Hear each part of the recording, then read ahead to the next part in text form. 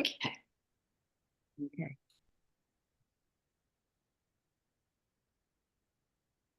So good afternoon, everybody, and welcome to my fireside chat. We have an echo, Sally. Is this, Arnie, this might be you? I have an echo. What? I have an echo. Are you on?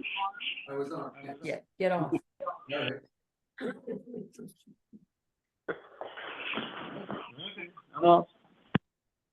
Okay, he's off, and that's what it was. All righty. So anyway, we're going to talk this afternoon about why do we have poverty in America. And this is from an article that, first of all, Abraham read in the New York Times, and he sent it to me. And then Abraham said to me, this might be a good Bagel you. Why don't you do it? So, of course, but Abraham's always out there looking for a new class, and he did get me on that one. This article was in the Times on March 9th, 2023, and it was from a new book that was written by Matthew Desmond that came out on March 21st. And Matthew Desmond is the professor of sociology at Princeton. His last book, Evicted, won a Pulitzer Prize as well as many other awards. He's also a contributing writer for the New York Times. For the Jewish perspective from this, I turned to There Shall Be No Needy by Rabbi Jill Jacobs. That was printed in 2009. And she is a rabbinic ordination. She received her rabbinic ordination on and a master's in Talmud and Rabbinic Studies from JTS, and she holds a master's in Urban Affairs from Hunter College. I don't know anything else that she has done because this was from 2009, and she's probably done a lot more. However, I felt that 2009 wasn't too long ago in Judaism. So that's where we're going with that. Most of my information I did take from the article that was in the Times. I figured if Matthew is able to write what he thought were the highlights, why should I redo it? I filled in some spots here and there, but mostly it's from his article. I will say there's also an awful lot of numbers. If you're the kind of person that likes numbers and statistics, I highly recommend you get the book. If you, otherwise, I think that the article is just fine. I'm not including all the numbers because I'm not a number person. I have enough of them included as it is. So there's been no real improvement in poverty in the last 50 years. 12.6% were poor in 1970. In 1990, there were 13.5%. In 2010, 15.1%, and in 2019, 10.5%. So if you graphed this, it would be like rolling hills. The line curves slightly up, then slightly down, then back up again, staying steady through Democratic and Republican administrations, which I found interesting. And it does increase in recessions, and it decreases in boom years, which we could easily figure out. The American poor all have access to cheap, mass-produced goods, but that doesn't mean they can access what matters most. 40 years ago, only the rich could afford cell phones. Today, everybody has a cell phone, including the poor. So this has led observers to say, oh, well, we don't have that many poor now. If these people can have TVs, microwaves, cell phones, they mustn't be that poor. Well, let me tell you, a cell phone can't feed you. You can't eat a cell phone. It doesn't grant you affordable housing, medical and dental care, or adequate child care, which are all the needs of poverty. as cell phones became cheaper, rent has increased. So therefore, they're not being helped with their housing either. Oh, and let me just say, I forgot to say this. Please, at any time, just break into this. If you have anything to say, if you have an experience to share. I know that most of you on this call have experience with other groups maybe that are involved in poverty and what we have locally and knowledge that I probably don't even have. So please, this is a chat and not a lecture. Just break in and Jerry will catch you and let me know. All righty. So the American poor living in the center of global capitalism have access to cheap mass-produced goods, but that doesn't mean they can access what matters most. It's much easier in the United States to be decently dressed than to be decently housed, fed, or doctored. For the American poor, the cell phone may be their only lifeline. They may not have an address. They may be living in their car. Living in the car is not all that good. I will tell you a story about someone that I know that was living in a car, and then they had an accident. They were rear-ended. Now there's no car for them to get about, to go to the grocery store, to get whatever their needs are. And there is no, they can't afford to fix their car. And so now they're living in a broken down car. In Hunterdon County and Bucks County, we are not addressing this problem very well. And I hate to say it, but Hunterdon's the worst. I understand that a lot of people are living in their cars at the Walmart parking lot. And the reason they're at the Walmart parking lot is because nobody chases them. There are as many as 30 people, 30 cars a night in that parking lot. Most of these people don't have post office boxes. That costs money. So therefore, when we say, why don't they have a job? Well, it's pretty hard to have a job when you don't have any way into these things but a cell phone. Cell phones need to be charged. If you ever see homeless people walking around with that big cup of Starbucks, that's how they make it through a day. They buy that cup of coffee, that gives them something to drink.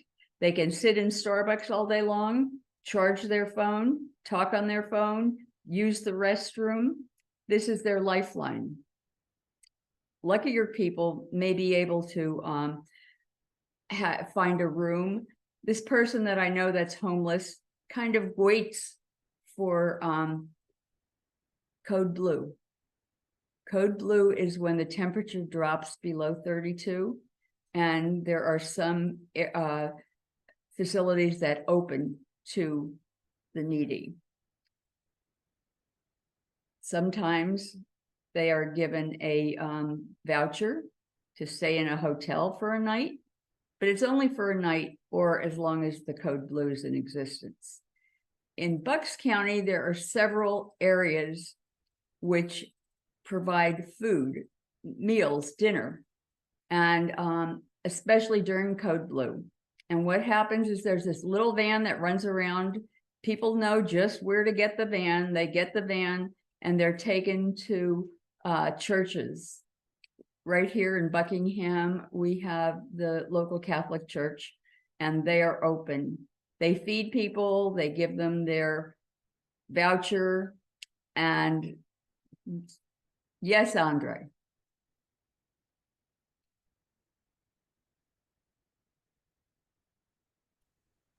Okay, a little introduction for me. I no longer, but for 13 years, I ran a soup kitchen in Quakertown called Food for Friends out of the Quaker meeting. It involved at least 8 churches. From that concept. I trained people in Southern Bucks County who started, that's the bigger Food for Friends. And they have synagogues, churches, and they've organized so much around here also. I know that in Southern Bucks County, you can practically get a meal every night if you go to different churches, different synagogues, different mosques. Mosques are involved too. So I've had a lot of, and I cooked that 10,000 meals in my life for people. Okay. All that experiences, I don't want to hog, the time here, but I have real on the ground experience with this for quite a period of time. And first off, when we're talking about poverty, I don't understand this thing of getting, I don't think you'll ever get rid of poverty. Poverty is in every culture. Okay. But I think we do have to distinguish between groups, because you went into talking about homeless. Now, my experience with the meals that we served meals, they were sit-down meals, and we sat down with our clients, with the people who came, and we shared a meal together. It was a meal that we served, we prepared.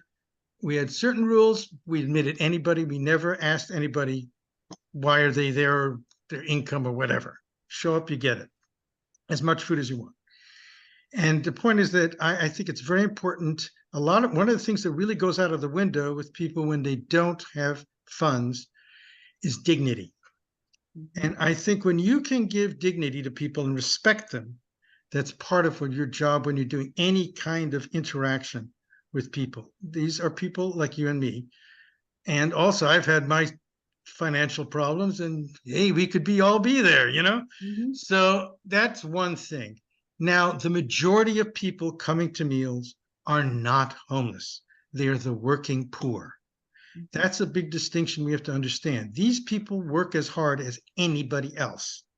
They just have an hourly wage, and the gist of it is, and this is one of my barometers for poverty, the difference in life that I've seen is when you have funds and you have security, mistakes, bad situations, unforeseen illnesses, you can weather them financially.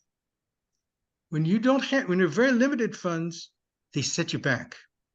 You have to also make decisions where, what will I go for? Will I get the medicine, or will I get the food? Will I get to this? Will I get to that?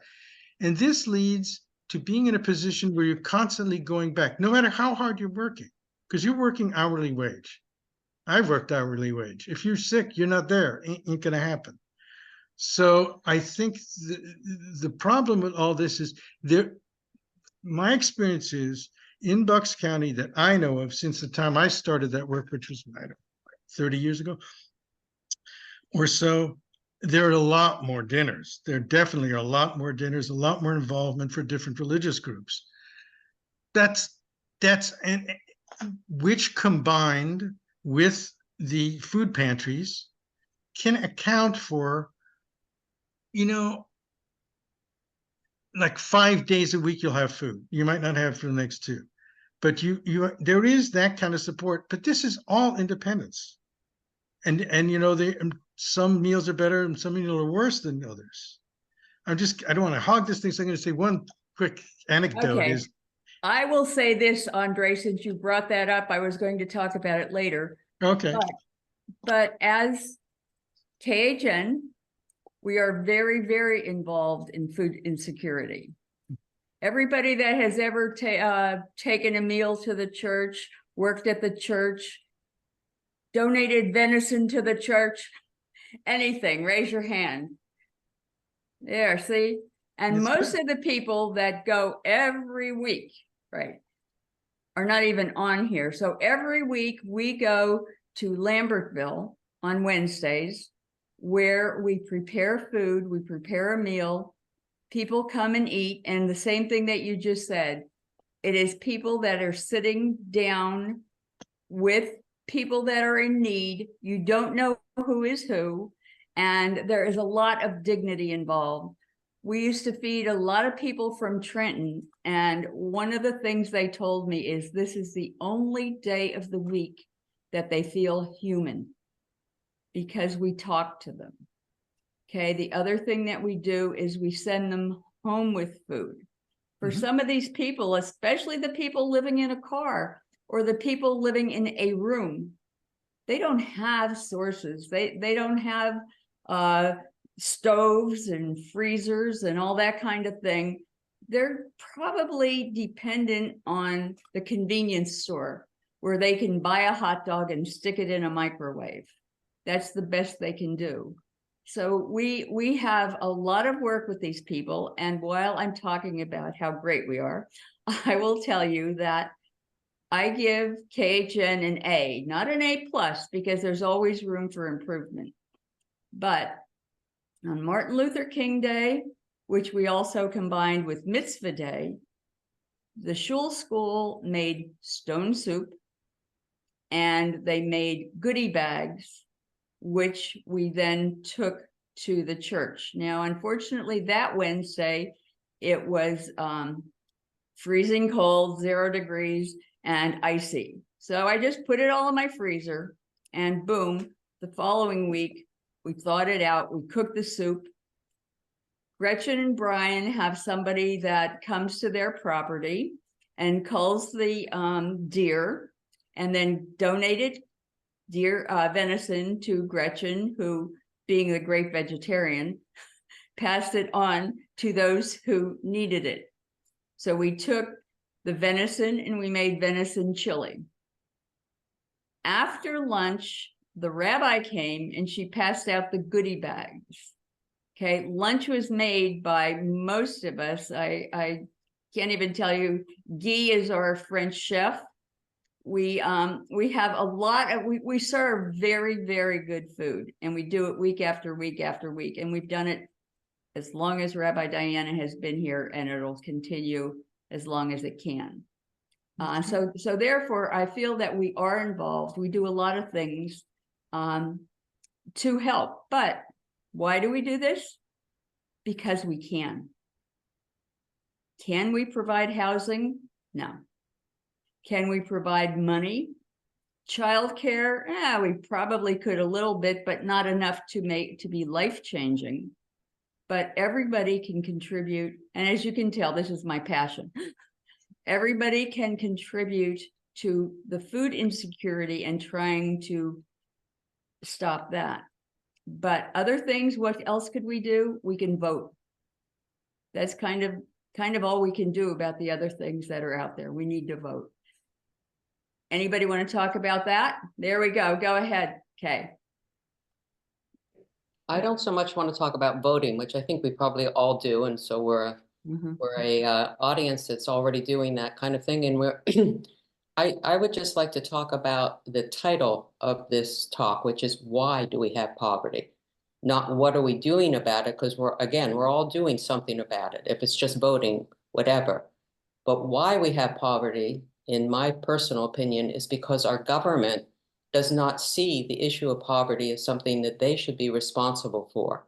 If we just gave people more money, like we did during the pandemic, then we took that money away.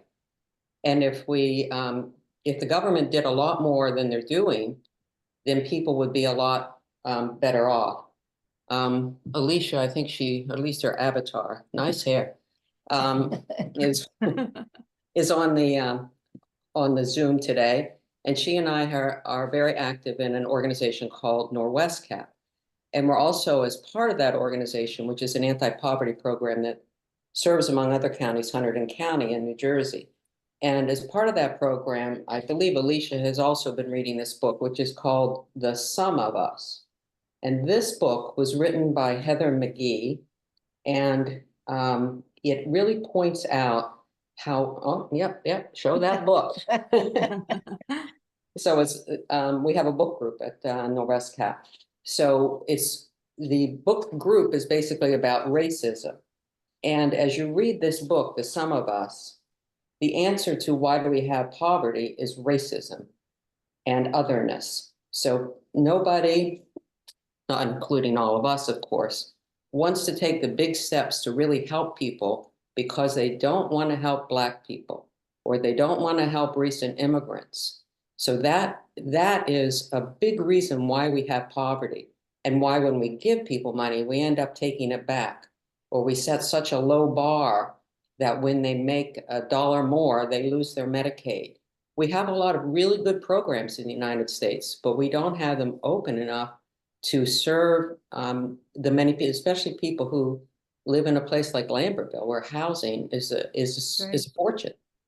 And at least New Jersey has a minimum wage of it's over $15 now. The minimum wage in Pennsylvania is less than $10 an hour. $7.25 right now. And the Yeah. federal minimum wage is less than $10 an hour. It's the same 7. So that's my spiel. Well, I have to say that, it's nice that we can point here, here, and here, but we have to point right here. Okay? We like poverty. We like to exploit. What do? We exploit those that are in poverty. We constrain their power in the labor market and the housing market, the financial market. We're driving down wages while forcing them to overpay for housing, get cash and credit. So there are a lot of programs out there that keep poverty because it's good for the American economy. And we like those the credits that we get for taxes. We create the prosperous and exclusive communities. We not only create neighborhoods and concentrated riches, but we concentrate despair. Wealth traps breed poverty traps. To be poor surrounded by poverty is miserable. But to be rich surrounded by riches is a level of privilege that many want. So the housing, one of the things I did want to talk about was the terrible housing problems in Lambertville, first caused by Sandy and then caused by the flood. We want these people in the rest. What do we love in our neighborhoods? We love the restaurants. We love being able to go out to eat, to meet our friends, to do all these things. We're totally dependent on the minimum wage workers who cannot afford to live here. Now they can't even cross a bridge. And it's terrible, but we don't look at that. People will look and say, oh, why don't they get a better job? What better job? Abraham? Okay, thank you. What we're driving towards here is the nature of a moral crisis. It seems as though capitalism needs poor people, especially the working poor. They can't exist. Somehow the whole business of return on investment figures in struggling people. And that's a model that needs to be changed. You're going to call me a supporter of Bernie? Yes. You're going to call me some kind of commie? Maybe. But we need to look at the moral aspect of this. Very good. Anybody else? Yeah, so I'd like to talk Oh, about 2 from one house. I'd like to talk about voting, but flip it in a different way and talk about it more in terms of values and conversations. And what we're trying to do is talk with people about what our values are and sharing that amongst people who might be even of a different political affiliation, and just try to get people to think about what's important and the humanity. And it's surprising there's a lot of people who are in that way, and then you just asked to talk about values. But sharing your stories, if you're brave enough to do that with others, or creating a story, is really a great, and it creates a conversation, which we should be doing more often. So I would just like to put a plug in for that, which helps people see what works to eliminate poverty and all those other things. But you had specifically called out voting, which is important, but want to just think about it in a slightly different way. And we've been doing some work with deep canvassing in Indivisible, Lambertville, New Hope. And if anybody's interested, I'm putting a shameless plug to come and reach out. Very good. Anita. I just wanted to add also to that, we talked about voting as a strategy to address poverty. Voting to recognize the actual practices and policies that the people you're voting for are promoting. I mean, we made a huge dent in child poverty in the last several years through the earned income tax credit, but it wasn't sustained. And so we know we can use, there are policies that can be created. So you're not like what we do at the church that KHN has supported all these years is fantastic, but it's at a very small scale where governmental actions, even in a community or a state or a part of a state, but certainly things that happen at the federal level, knowing who your representatives, senators, who they are and what they stand for, and any opportunity that you have to push for policies at a larger level that really can make a difference, that do address the things we care about. It's not that they don't exist, it's that they're not always promoted in ways that make them sustainable or, or selected by those who are, supposedly representing us in government. Excellent. Okay. Yeah, there have been historically there have been a lot of things that have added to the poverty. Or why do we keep it? Well, the poor, like I said before, we exploit the poor. The poor Americans aren't just exploited in the labor market; they face consumer exploitation in the housing and financial market as well.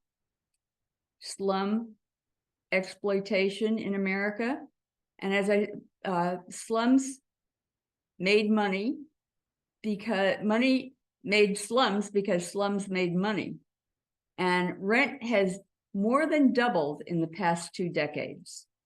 Poor people, and especially poor Black families, don't have much choice when it comes to where they can live. As a result, the landlords can overcharge them, and they do. And this is definitely, we see this every day in our neighborhoods, because there's just not enough out there for them to live. So what happens? Well, you end up with large extended families living in one apartment. You end up with people who have low income jobs. We just talked about the minimum wage. And I was so happy last year when Pennsylvania was raising their minimum wage to $15. We thought we won something there. Well, it's $15 by 1926. By 2026. What do we think the cost of living is going to be then? People that are making a minimum wage can't afford housing. They have to have a couple of jobs, and especially if we're talking about the service industries, most of them can't get 40-hour-a-week jobs. Most of those jobs are less than 40 hours a week. One reason being that nobody wants to pay for their benefits. So if you give them fewer hours, even in a place like Starbucks, you may have a 4-hour shift today and a 6-hour shift tomorrow. None of it adds up to 40 hours. So then you end up with 2 and often 3 jobs. And you still cannot get, to move into an apartment, you need the first month's rent and the present month's rent. People don't have that kind of money. They're not able to do this. We're not helping them out there, giving them money to move into apartments, giving them money for housing. Then banks don't want to lend a little bit of money. Banks want $100,000 homes and up. I don't think $100,000 gets you much of a home in this area, but anyway, they want to loan a lot of money, so they can't get that. So what happens? The loan sharks. We've once again, taken money lenders and put them back in the temples. This is not good. This is just somebody else is making money off of these people. And some of these people that are making this money are ourselves. We like not to, for example, not to pay for our checking accounts. Well, you know who's paying for the checking accounts? The poor. They're paying because when they lose their, if they drop their wages, their bank account, they end up paying that $20. $20 could become $200, paying it back through the banks. Now, I know that just within the last week, Biden tried to pass, I don't know if how successful he was, but he wanted to pass this $35 limit on overdrafts. That would help a whole lot. Now, in 1 in 19 US households have no bank accounts in 2019. Black and Hispanic families are 5 times more likely to lack a bank account, leading to more exploitation with the payday lenders who can raise their funds. They can charge up to $300, $500, $700. So the poor are getting a whole lot poorer. The rich are getting richer. Who are the rich? The lenders. They're doing pretty darn good from this. In 2020, America spent $1.6 billion just to cash checks. Without a bank account, people can't even cash their check. So they have to take it to the check casher. The check casher can charge anything from $1 to $10 to cash a check. But if they're taking in if they're paid $10 an hour, and they're taking in $1,000 check, they could pay as much as $100 just to get the money. $100 if you're being paid $10 an hour means you're working 10 hours just to cash your money.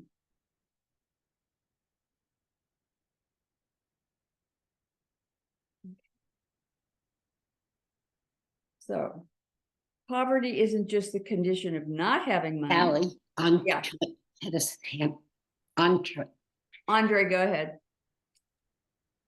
I just wanted to say, with the job market the way it is now, there are very few jobs that are $750 in Pennsylvania. Oh, I can't believe that, Andre. That is the truth. I'm going to tell you it's the truth. You don't want to listen to it? Okay. I worked in home health care. My wife still does. And even they went up, and they were the lowest. We were the lowest. And they even have gone up to 14. And we can't get people to work. Well, nobody wants to work that job because it's a job with huge responsibilities for that kind of pay. So that they much rather work in service jobs in restaurants and different things, because you don't have that kind of responsibility, which is, a lot of difficult. Somebody can, be ill, fall down, you got to help them and all this stuff. So, but you're right that even with that $14, it doesn't go a long way. The whole thing is you really have, and the other thing is that, but I don't know about this thing about, first of all, I'm very disturbed at this when we get into this thing about, we're making a big mistake when we get into this racism and white poor people against black poor people, Hispanic people. There are plenty of poor white people. And they're in the rural areas where I live, they are holding on and they're not accounted for because they were in rural areas. So I would rather let's join all that together if we want to do something about poverty in this country. I don't think we should make those distinctions.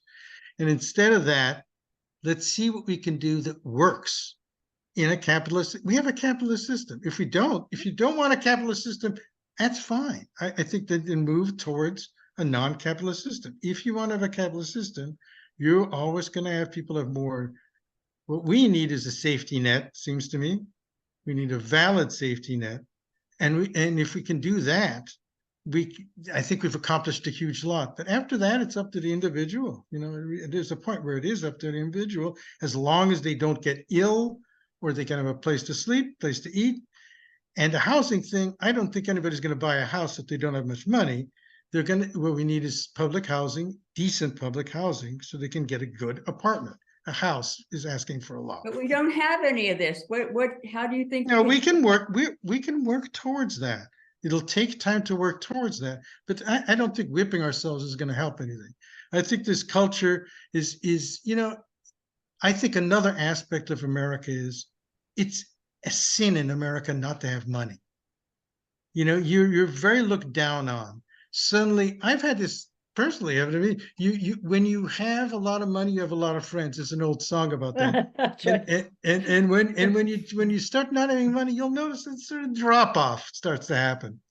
And I think that you have a whole different culture. Now, on the other side, my experience has been with people who don't have much money is they help each other out a lot. And, they really have a sense of community that's pretty darn strong most of the time. But anyway, that's my 2 cents. Well, that is very interesting, Andre, because you take me right to the next step. We are very lucky because we not only live in a society that has all these laws and we have all this poverty, but we're Jews. And we speak to a higher authority. And therefore, we have things that we are supposed to do. Okay? We answer to our higher authority. This goes back to Genesis. Who do you think had the first food pantry? We're going back to Genesis now.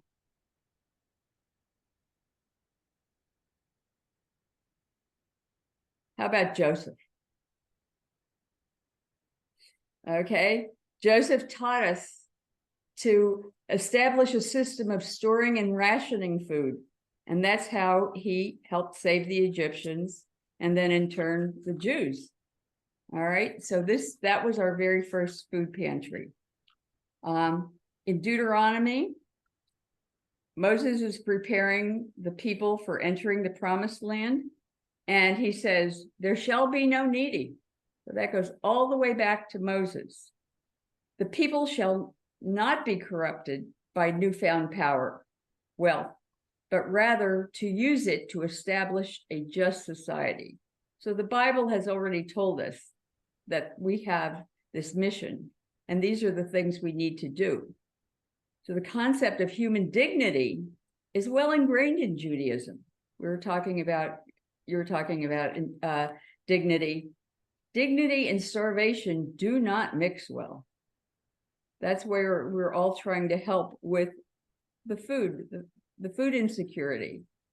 We can all do something there. Maybe we can't do something in all the other areas. We need to recognize the poorest members of our own family. This is, again, from the Bible, that we need to see each poor person as an individual human being worthy of dignity and respect, as a child of Abraham, Isaac, and Jacob. So these aren't only the Jews. These are the Jews, the Christians, and the Muslims. Okay? We have to take care of anybody. The Bible also Judaism also tells us that everybody has to give tzedakah. This means that even the person that is receiving tzedakah needs to give tzedakah. We're taught tikkun olam, tzedakah, mitzvot. It all comes into being, taking place within Judaism. Anybody want to comment on this? Abraham. Yes, thank you. Well, there are so many different levels to all of these issues. And we do have different remedies for different issues. Now, let me just call attention that in Maimonides' ladder of giving, the highest level is to give somebody a trade, teach them how to create their own income.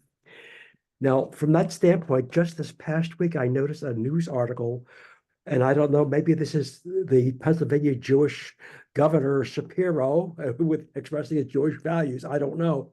But it seems as though Temple University will now have a new policy of free college tuition for families with the gross income of less than $60,000. That's the step up. Yep. That's what made a difference in my life. I grew up extremely poor, and I was very blessed to have gotten a scholarship, and it changed my life. So instead of continuing cycle after generation of the trap, you lead to an off ramp to of self-sufficiency. Very good. Education.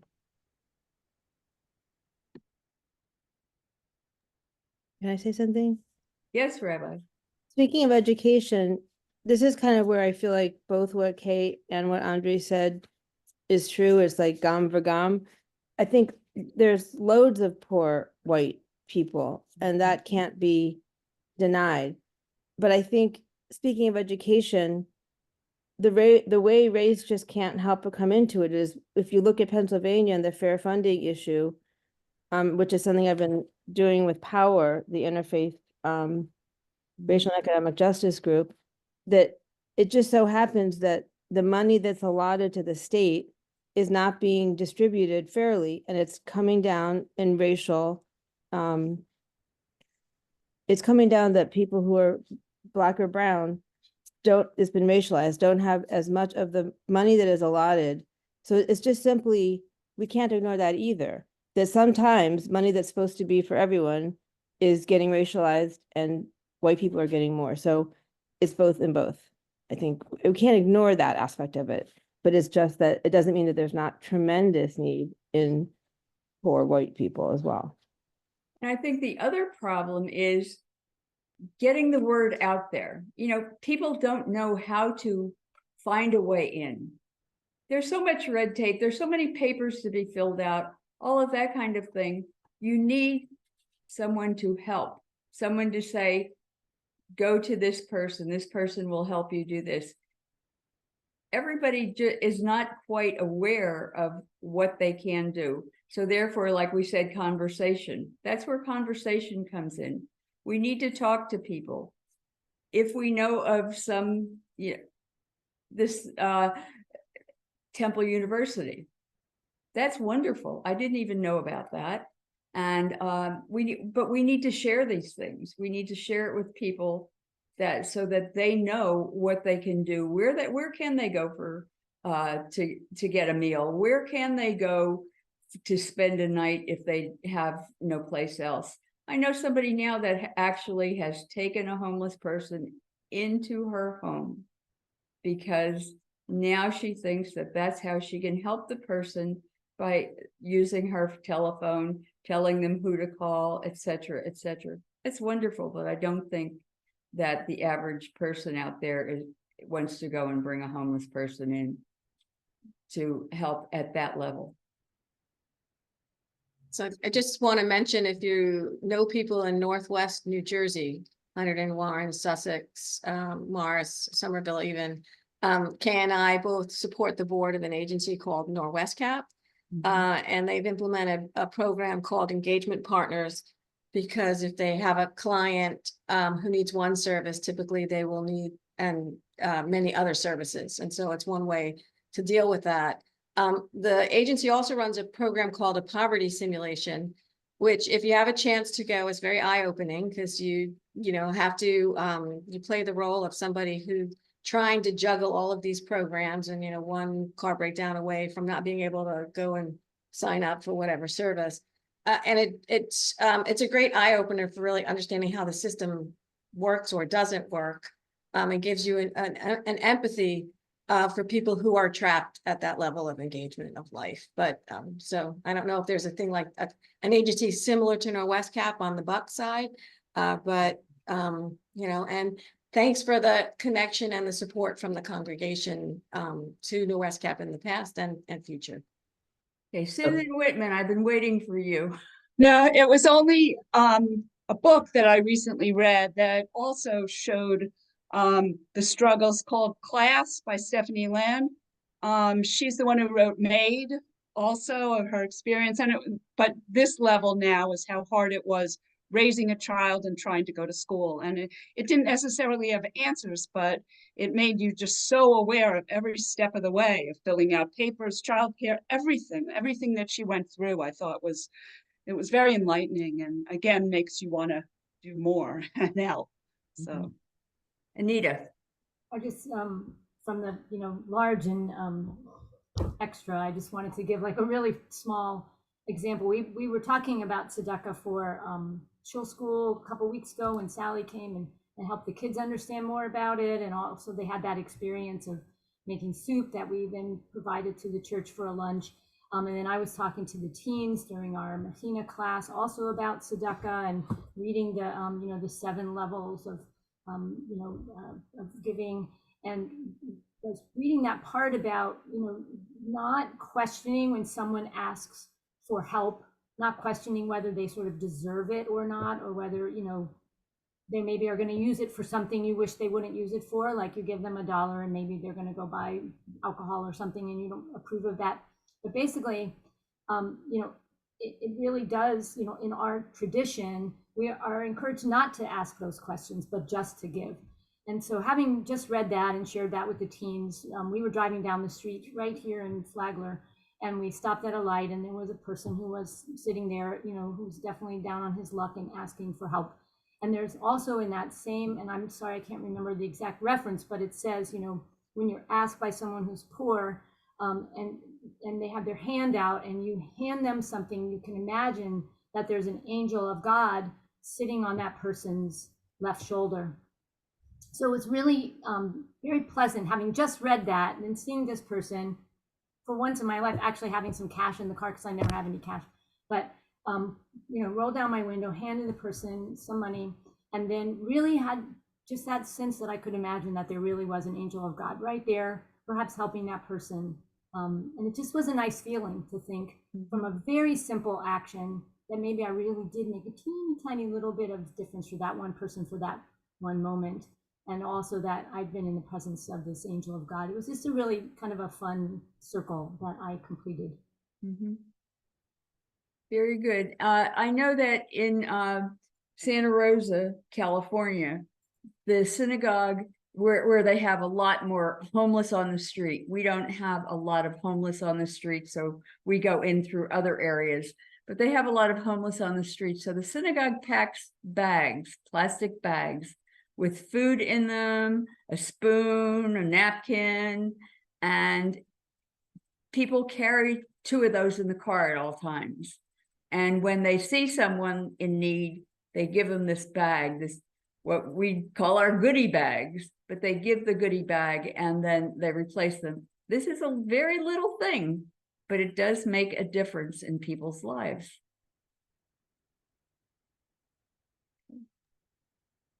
That's such a good idea, because I just think about walking down the street in New York all the time, and there are so many homeless people, asking for money and, with their cup on the ground, or people with dogs. I mean, you're like, oh my God, and babies, but you have to make a choice. You just can't walk down the street and give people money all day. So it's tough. I mean, if there were, if you had something with you kind of that you could just, a bag of candy bars, whatever it is, I don't know. Whatever.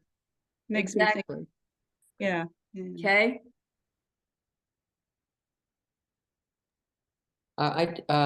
The agency in Bucks County that's like Norwest Cap is called Bucks Opportunity Council. And it was funded back in the War on Poverty, the same time Norwest Cap was funded.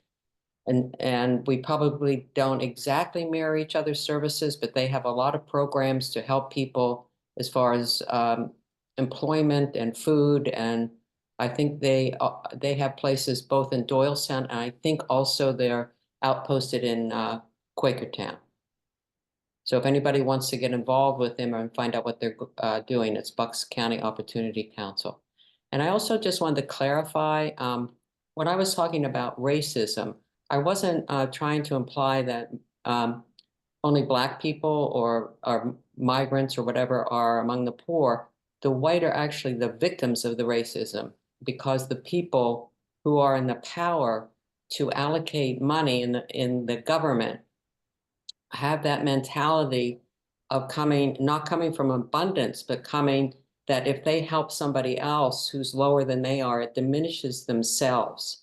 And that attitude is mostly directed about Black people, other people of color also. So it's not that there aren't a lot of poor white. Where I grew up, there were people who lived, the majority of people I went to, rode my school bus with, were in extreme poverty. So, and they were all white. We had no Black people in our town. So they had nothing, no running water, no electricity, all those kinds of things of extreme poverty. So there are probably, around here, many white people who have an income, but as we've all talked about, it just isn't sufficient.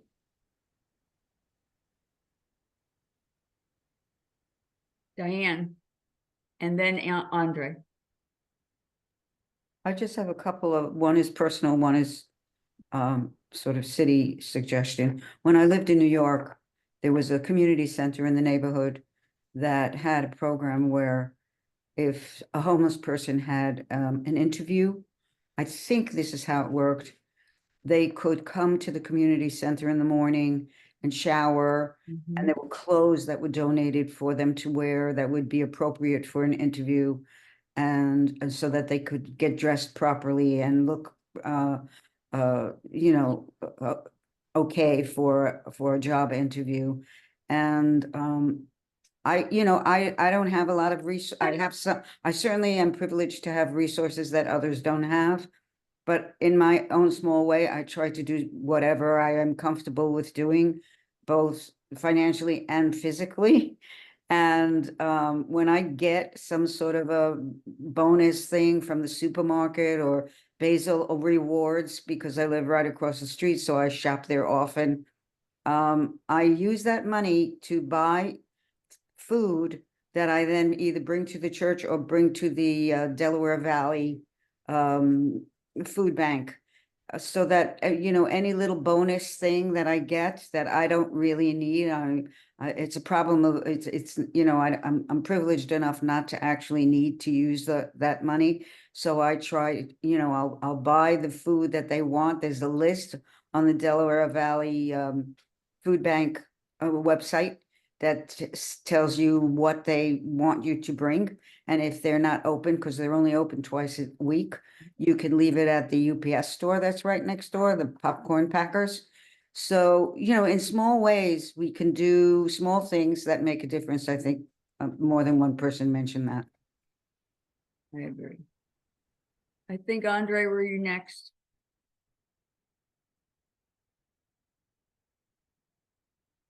I don't think it's a scale thing. I completely agree. Just do what you can. And my experience with volunteer work is don't make it onerous, because after a while, if you take too much on, you'll get burned out and it doesn't help anybody. And the other point I would make is train your successor. Train the person that can replace you. Everybody's replaceable. It's very important. But I wanted to mention an experience I had with probably the most impressive religious group that I was working with at one time, was marginally, was this Methodist church. If you go to City Hall in Philadelphia, there's a big Methodist church very close, like a block away, pretty unmistakable on the corner of Market Street. And that church, they are open all the time, and they have open bathrooms, which is a big thing, which very few churches, no others would do. And the place is open. They don't have beds, but people can go there, get out of the cold and all this, and they consistently do this. And the woman who's running it is this little diminutive woman. And whenever they came up to her and said, well, don't you have to you could deal with, people fighting each other and all kinds of problems, mental health and stuff. She said, no, I don't have any problems. And the only thing I'd like to say about the program I was involved in, just as a warning sign, we never asked for permission from our township to do all these dinners and everything. And but one thing that happened is the reason now it can only be takeout is because one patron sued the meeting and they slipped on the ice or something and they won, you know, $10,000-$20,000. You can't get insurance for the building anymore. So these things can get closed down for those reasons. So be careful. We're in a very litigious, you know, country, and these things can come out of nowhere. You know, you can just. We were fortunate we were able to have 13 years without anything, but it behooves people who are involved in any of these projects to really work with some legal help to deal with, you know, what comes down the line, because you can get sued for the littlest thing. You can get a bad meal and you're in trouble. Anybody that didn't say anything that would like to speak?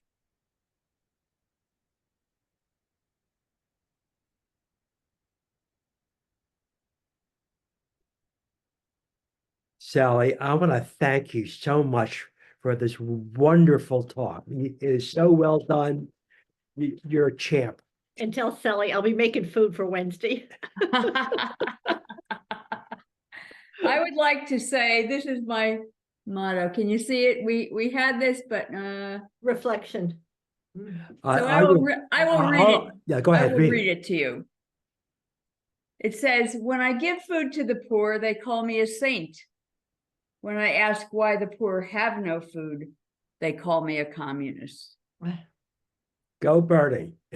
So I will say, continue giving, but also continue asking why we are still having to give. Okay. Thank you very much. Yasher koach. Thanks, Thank you, Sally. Rabbi. Sally. After call, Sally.